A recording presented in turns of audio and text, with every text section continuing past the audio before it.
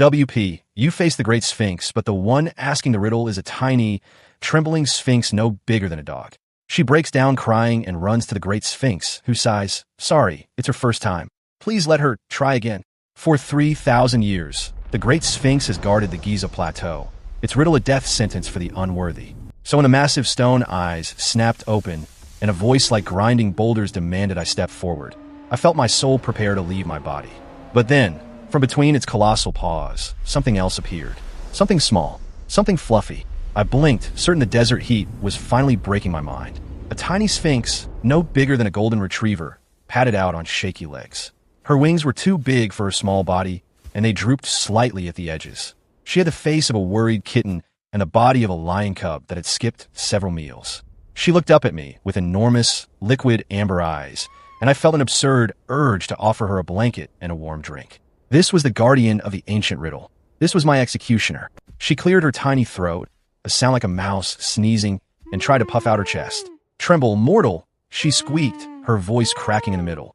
"For I am the keeper of the sacred question." She paused, and I saw a flicker of panic cross her fuzzy face. "What walks on four legs in the Her tiny brow furrowed in concentration. She looked down at her own paws, then back up at me, completely lost. The silence stretched, broken only by the distant wind over the sand. A single tear welled up in her eye, then another, then the dam broke. She didn't just cry, she crumpled. Her little legs gave out, and she collapsed into a pathetic, sobbing heap right there on the ancient stone.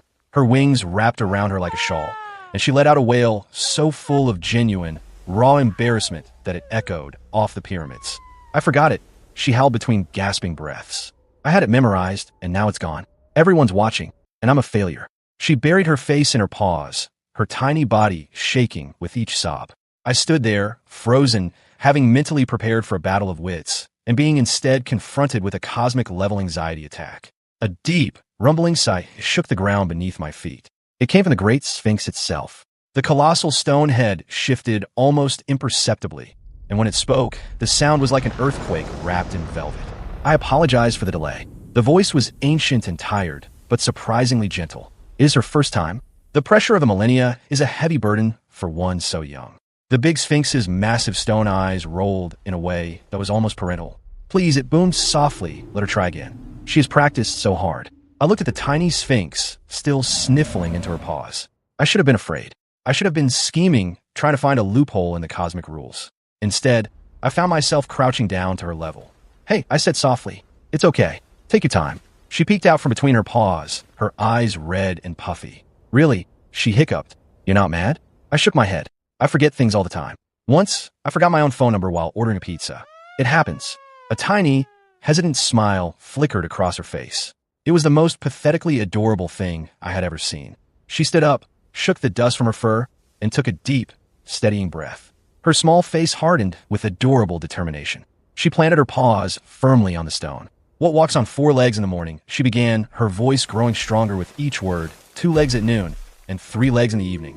Her tail swished once, twice. She looked at me with wide, hopeful eyes. The great riddle of the Sphinx. It hung in the air between us, the weight of history behind it. I smiled. "The answer is a person," I said, my voice calm and clear, "who crawls as a baby, walks upright in adulthood, and uses a cane in old age." For a single heartbeat, there was absolute silence. Then, the tiny Sphinx let out a shriek of pure, unadulterated joy. "I did it," she squealed, spinning in a circle and tangling herself in her own wings. "I did the thing," he answered. I asked a real riddle. She bounded towards me, and before I could react, launched herself into my arms, covering my face with enthusiastic, sandpaper-tongued licks. The Great Sphinx let out another low rumble, this one clearly a chuckle. "Well done, little one, and well answered, traveler. You may pass, with our blessing." As I set the tiny, vibrating ball of excitement back on the ground, she looked up at me with stars in her eyes. "Will you come back tomorrow?" she asked eagerly. "I have a new one about a chicken and a road." I looked at the Great Sphinx, who gave me the slightest, almost imperceptible nod. "I wouldn't miss it," I said. And as I walked away, I realized I had survived not by my wits, but by witnessing the most wholesome emotional meltdown in the history of ancient Egypt. I think I got the better end of that deal. Enjoyed the story? Leave a like and subscribe for more epic tales with unexpected twists. Bell turn on notifications so you never miss a new adventure. Speech Balloon, what would you do if you met a tiny sphinx? Let me know in the comments.